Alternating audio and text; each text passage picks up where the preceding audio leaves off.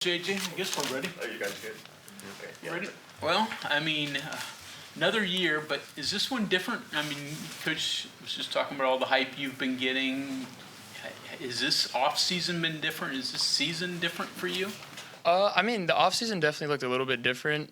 Just kind of trying to focus on ways to honestly drown out some of the hype noise, whatever you want to call it. So that was a little bit different. And then obviously just trying to come back healthy from the hamstring injury that I had in the summer. So that was a lot of rehab and stuff like that.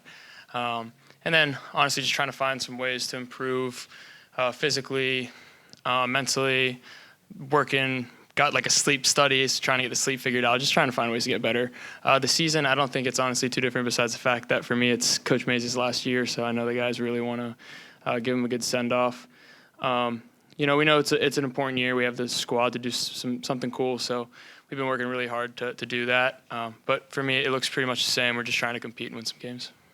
What was the USA baseball experience like, and did you play any other off-season baseball after that, or? Yeah, so I started off at the Cape playing for the Chatham Anglers, which was really fun, and then I went to USA. The USA was a pretty crazy experience, just kind of with the level of competition that was there. Obviously playing with, some teammates that pretty much everybody knows, like, Jack Caglione from Florida. Some of those guys, too, were just incredible to meet. And then obviously playing like Team Japan and Chinese Taipei. It's pretty cool. The Chinese Taipei ranged anywhere from like 18 to 35. Some of them had wives and kids. The Japanese were more our age, so they were college kids that were kind of draft eligible. So we got to face like the number one prospect in Japan who was going to get drafted that year, which is really cool. So it was just a really great experience on both ends. From an eyeball standpoint, obviously a lot of scouts and stuff there at the USA stuff. How does that prepare you for this year when you know every field you're going to go to this year, there's going to be a lot of scouts there for you? Yeah, for sure. It was great preparation. I think it was really cool. I honestly didn't even realize how many were there until I would see videos of like highlights that people would post later, and you could look in the stands and there's just like hundreds, and it's like, wow. So yeah, it's great preparation. Learning how to play in front of those guys is, it can be something. I mean, at the end of the day, you kind of just have to play like they're not there, because inherently they don't really matter, and you kind of just got to worry about winning games for your team.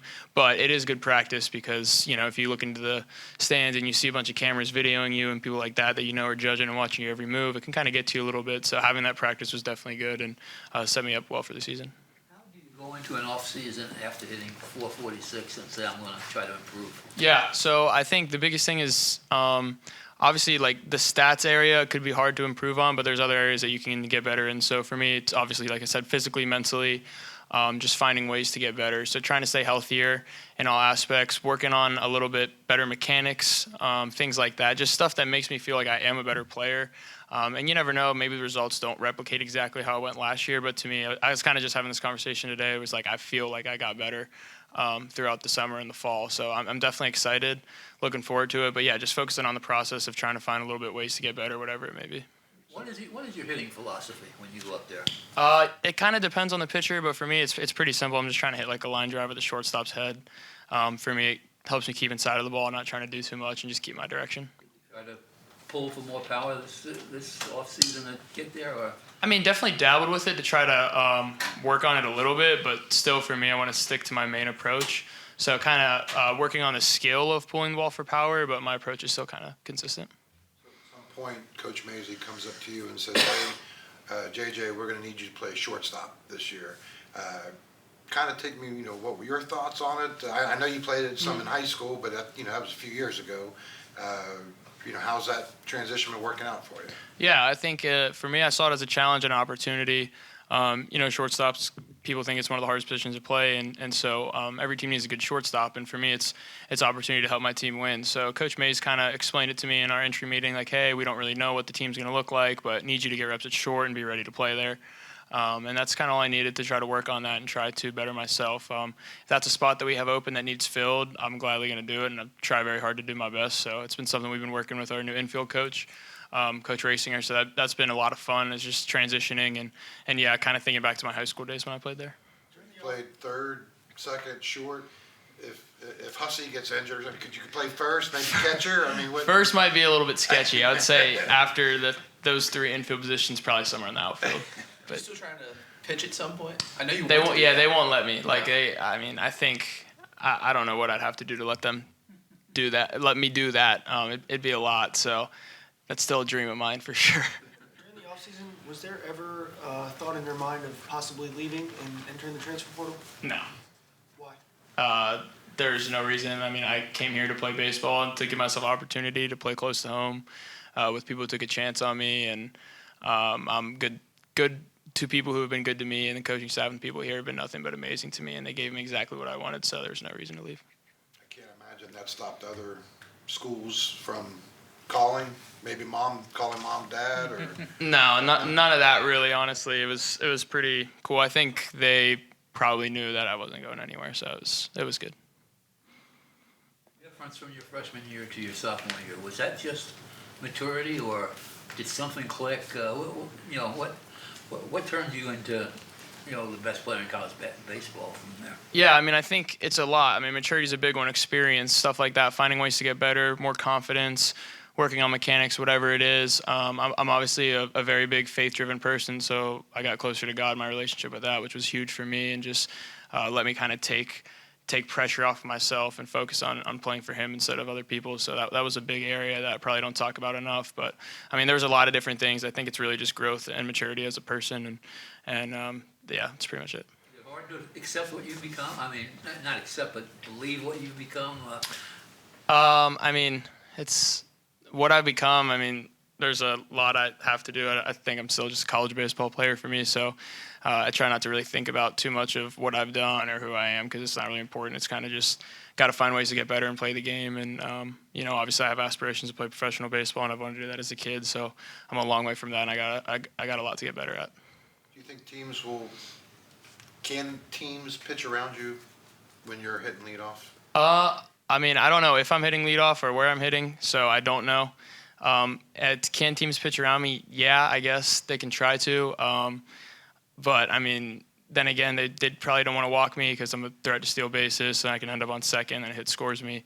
They can obviously find ways to try to maybe point out somewhere that I'm struggling with this pitch and stuff like that, and try to really hammer that. But, I mean, it's college baseball, so it's kind of hard for pitchers to be perfect and stuff like that. So, I mean, at the end of the day, they're going to have to throw me strikes, and I'll be able to hit it. Honestly, what a team, how they decide to approach you is up to them. It's not up to you. But is that a worry at all that teams aren't going to give you an opportunity to hit, to swing at good pitches, to showcase, your talents? For me, it'll be a cool learning standpoint. I think it's a big thing is if teams are kind of hesitant to give me stuff to hit, I just got to be patient and take the walks. And, I mean, obviously I'm up there to do damage and hit, and that's growth for me as a hitter to be able to be more patient and take a walk, because that's going to help the team at the end of the day. And if they're not throwing me strikes and they're walking me, I'll get on base. They're going to have to throw the next guy strikes, and I think we have the lineup to do some serious damage if it turns into that. You were a pitcher. Would you pitch to yourself if you didn't have to? Yeah, for sure. I mean, it's still baseball, so, I mean, it's hard. Like, we got to hit stuff that's moving fast and moving a bunch, and you don't know what's coming, and so it's hard. I mean, I'm confident in my hitting abilities, but at the end of the day, I mean, the best way to get me out is probably to just attack me with confidence. I mean, I'm in there with confidence, and you got to pitch to me with confidence and let the better man win. A team like around you, some new faces, some returning faces. So what's this team going to be like? Really good chemistry. I think it's cool. It's a balance. We have more new guys than returners, which is kind of starting to become the trend, but we've done a really good job of finding ways to connect outside of the field together, building really good bonds. I mean, this is probably one of the most selfless teams I've been on in my career. Everybody's rooting for each other. There's nobody who's a bad apple. It's just a bunch of guys coming together to find ways to get better. And I think the coolest thing, too, is just having conversation with some of the guys is, people may know that they might not have a huge role this year, but they're super excited for the 2 innings that they might get to pitch or the couple at-bats they might get to have. And there's not a lot of, man, I hope my teammate does bad so I get the chance. It's like we want everyone to do good, and if that opportunity comes, they're ready to go about it. How's the new turf? How does it play? Is it different from the old stuff?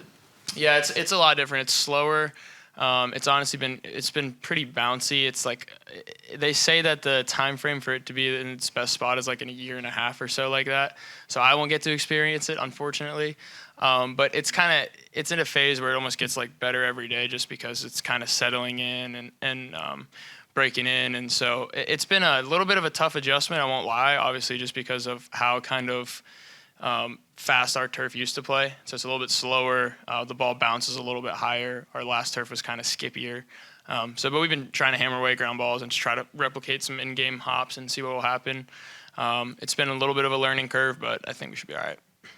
You guys last year as a program got a pretty good taste of success with the conference championship, getting to the NCAAs, but obviously there was still some disappointment with how the year finished. So what's the next step, I guess, and can this team take that next step? For sure, yeah. I mean, the next step is just getting to a super, I guess. I mean, obviously we're full force ahead on Stetson. That's really the only thing we're concerned about, because I think that's what hurt us last year is we were looking forward too much, and we didn't see the Longhorns in front of us who would kind of, sweep us and take us down a bad path. So that's the biggest thing is kind of just staying consistent with the theme of we have to focus on the game that we're about to play. We have to focus on the team that we're about to play, and we can't look too far ahead or get too satisfied. I think last year was a big thing is winning became a habit. We obviously expected to win every game just by the way that we were playing, and we kind of took it for granted. Like I said, we went down to Texas. It was like, oh, we just win one game. We're conference champions. We're hosting a regional. We can go to a super. Let's go to Omaha. Blah blah blah blah blah. Just thinking way too far ahead, and it got too much for us. So that's a big area where the guys that are returners know what that feels like. I know what that feels like, so I can kind of help some of the guys if we get into that situation again, where it's like, hey man, like don't matter who we play. We could be playing the last team in conference in the last week. They can beat us, so we got to focus on them, and that's the next step for us is just to finish strong, which we have the capability to do so. So I'm definitely excited for that. The way it all ended, did it become a motivating factor at all, in the offseason heading into this year? For sure, yeah. I mean, nobody wants to end the year 1-7, especially after winning so many games, how we did. So it's tough. We don't want to experience that again. So, like I said, we've been trying to make sure we focus on just not looking too far ahead. And so, yeah, it's a big motivator to kind of go out that way, and we want to make sure that doesn't happen again. One more about the shortstop. I mean, for years you had Tuck over there, and obviously the contributions he made. So you're kind of taking that spot now. So how do you break in a new second baseman and develop a kind of relationship that you and Tuck had? Yeah, I mean, it's tough. Tuck was my man. He's taught me everything, the ropes of the program, how to play, how to be a better person, how to be a better leader. Everything. I learned so much from him, and I give so much credit to him. And thankfully for me, the good part about that is, like, I know how he operates, and he operates the right way, and he's taught me that, so I can teach others that. That's the biggest thing is, like, honestly, when I try to lead people, I just try to think back to how he kind of coached me and what he did for me. So I don't know who's going to be up the middle with me, but whoever it is, I know we're going to have a great relationship, and we're going to make a bunch of plays. So it's tough to replace Tuck. I don't really think you can replace Tuck, in my opinion. But I'll do my best to kind of just transfer on what he taught me, and hopefully that'll just continue down the line. We asked Randy who can make a jump kind of similar to what you did last year from one year to the next. He pointed out Logan Save. Do you see that from him, or is there someone else you see kind of making that jump? Yeah, I think there's a couple people, and Logan is definitely one of them. I think he's had a ridiculous fall. He was pretty much neck and neck with me in like every category hitting wise during the fall, which is amazing to see. And yeah, like it really did remind me of kind of what happened to me last year in the fall. So that was great to see. He's gotten better offensively, defensively, and just became calmer. So I'm super excited to see how he does. I think he's going to have a great year. Igor Ellis Garcia, obviously same type of guy who should have another great year. I mean, he's just gotten better and better and better. And he's trusting the process, so he's one too. I think Sam White's gotten a ton better.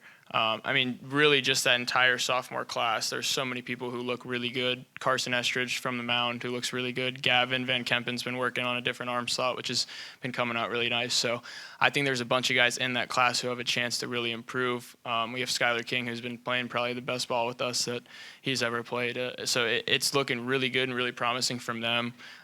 Really just all of those guys have a chance to kind of make a big jump, and I'm looking forward to it. You mentioned that Logan had a really good fall. Obviously, you had a good fall last year, or heading into last year. You experienced that firsthand, so you kind of probably knew the moment it clicked for you and things Right. just changed. Did you see the moment or moments where it really just changed over for Logan? Yeah, he just started barreling up more balls. It was more contact, less strikeouts, and it was loud contact. I think that was something for him last year is, he would barrel the ball every once in a while, but I think he had some weak contact here and there, and like in the fall, it was just missile after missile, and his ex-velos were up. His average ex-velo was up. Everything. He was just pounding the ball, which was really great to see. So I'm sure he noticed it, And kind of honestly, when you're in that train, it's like you're just playing well. You've played well before, so you probably don't think too much of it. But all the guys around him were definitely like, wow, like he is smoking the ball. So it was great. Wondering, like last year, like Traxel and Ben pitched a lot of innings, but they weren't, they weren't 95, Right. 96 kind of guys. And the offense kind of was the headlines last year. How do you see that working out? Because, I'm thinking of guys like, you said Van Kempen, Porco, Aiden. These are guys who can bring it, 95. So does this become more of a pitching team this year than last year? Or can it be as offensively driven as it was? I mean, like the aspects of the team, the breakdown of the For team sure, this year. yeah. I mean, I think it's similar. I think we do have a little bit more like the power arms that are looking like they're going to be starters. We're going to have some more velo. And you never know how that works. I mean, obviously Traxel and them did an unbelievable job last year, and they did everything we needed them to do. And yeah, of course they didn't have the velo, so we have some of that this year, it's a cool shift for sure. You think it'll maybe be a more dominant performance pitching staff starting wise, where more strikeouts, stuff like that. You don't know, but I mean, yeah, looking back on those guys last year was great what they did for us. So I think this year we have a chance to just be really well balanced on both sides of the ball, like literally everything. I think we have a chance to hit for a lot of power, good average. We should be able to steal some bases, and then the pitching too. The pitching's been looking really good. We've got a lot of good arms. And so, yeah, I think overall it's just going to be really well balanced, and we'll really see how it plays out. We might be more offensive, more pitching. Maybe our defense shines, whatever it may be, but it's looking like we'll be pretty well-rounded. Obviously, you and Grant came in here together as freshmen, and his power numbers have always been there. Right. Randy was saying that he's kind of cutting down on the strikeouts. He's become a little bit different of a hitter this year. Yep. Do you see that? And how different is he now? As you've been here 3 years with him now. For sure. No, this is the best he's ever looked, and it's pretty evident. Strikeouts are obviously something that's going to happen, and you can't go to the plate, hoping that you don't strike out. You kind of just have to want to get a hit and barrel the ball well. But it's something that he's noticed. He's like, yeah, man, like I strike out too much, and I've heard it too much. Like I want to get rid of this, and so he's definitely put more emphasis on making sure he makes contact, developing a better two-strike approach. Kind of just cutting down on the big swings with 2 strikes, and still trying to do damage, but hoping that he can put the barrel to the ball. So his contact rate has gone up, which inherently makes him a better hitter because he hits the ball hard when he hits it. So if he's hitting the ball, it's probably going far, and it's probably hit pretty hard. So it's been great to see, and he looks really, really good. You mentioned how you guys have kind of had a sense that you want to send Coach Mazey off well. What's he meant to you as a coach, and what kind of are you guys, I don't know, on the inside thinking about as trying to do something big for him in his last season? Yeah, I mean, Coach Mazey's just been pretty much everything you could dream of at a head coach position. He's been like another father to me and taught me so much stuff. He just recently dropped off 2 pounds of venison meat in my locker that I was able to try, which was great. So yeah, he's like that. You can have a funny conversation that has nothing to do with baseball. You can have a conversation that has everything to do with baseball, and it's just a great balance. So he means a lot to me. He's just been a great mentor, and he was a big reason why I came here, and it's been everything that I've hoped for. And yeah, I mean, we just hope to have a good year. Obviously, we don't want to get too far ahead of ourselves, but we want to come out swinging against Stetson, play well, and hopefully carry that into more and more wins. So, we don't want obviously to get too big-headed and we're going to Omaha right off the bat, send Coach Mazey home the right way. Obviously, yeah, do we want that? For sure, but we got to focus obviously on Stetson and those games that are coming right up. So that's our main focus right now, and just trying to win those. This has been kind of a weird question. I apologize ahead of time for it, but you've already talked about what it's going to be like playing in front of the scouts, and that stuff's going to be there every game. You know that. The other day the press release came out about how there's a big increase in ticket sales, season ticket sales for baseball. How much credit do you take for that? And I mean, do you even think about that kind of stuff? I mean, the way this program has really kind of jumped since you've been here. I mean, some of that credit has to go to you. I wonder if that's something that it's on your radar. Yeah, it's definitely not something I think about. I think it's a direct reflection on the team as a whole. Obviously, winning a bunch of games. If I was having the success I have and we won 10 games, I don't think a lot of people would be coming. So I think it just has to do with the team as a whole. It starts with the coaching staff. And yeah, I mean, when the coaching staff prepares us the right way, and we have multiple players who are playing at a high level, and the team's doing well, I think it's something the fans will get behind. So I think that's where the credit goes for sure. Will you cook the venison yourself? I did, yeah. I just I threw it on the grill, but Coach Mazey had it prepped. Like, he vacuum sealed it, already had his seasonings in there, so all I had to do was cut it open and throw it on the stove, and then eat it. And it was great. Pretty good cook. Am I? I mean, I can cook stuff when I need to. Obviously, our schedules are so busy that I don't really like to go home after like a 6-hour day and cook up anything too crazy. But if I need to, I could do it. You had venison before? Was that your I had jerky. I'd never had, like, he called it venison burger, so I'd never had it like that before. It was great. Yeah, I think I ate like a pound and a half of it. Cool. If you go back to this point last year, like, the all Big 12 stuff came out and your name wasn't on it. And now you're the preseason, unanimous player of the year, and, projected to go this, that, in the draft. Has it happened fast when you kind of take it in those terms? I mean, yeah, I guess you could say that. I think, yes, that was something last year. Like, I have my lock screen as the preseason list last year because I wasn't on it. And that was kind of a motivator for me. And now that I'm on it, nothing changes for me. I think I've had this conversation before. That's a big example. Is like, those guys didn't believe in me until they had no choice but to believe in me, right? So you can't let them kind of dictate how you feel. It doesn't matter if they're putting me number one here and there and there and there. If I don't have a good year, I'm not going to be on those lists anymore. So to me, it doesn't matter. I just want to play well for the team. And if I do so and focus on that, the other stuff should take care of it. To motivate, right? I mean, Yeah, have to, for sure. Pretzel necklace back this year?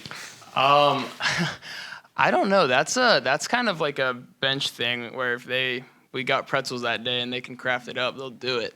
I know we have something that we'll use, but I don't know. Maybe the pretzel necklace will be back. You guys are still kind of confined. Like, props have to stay in the dugout still, right? Yeah, or else you get suspended. It's crazy. like tracks or Exactly. Yeah. Cones and stuff. Any other questions? Thank you, guys.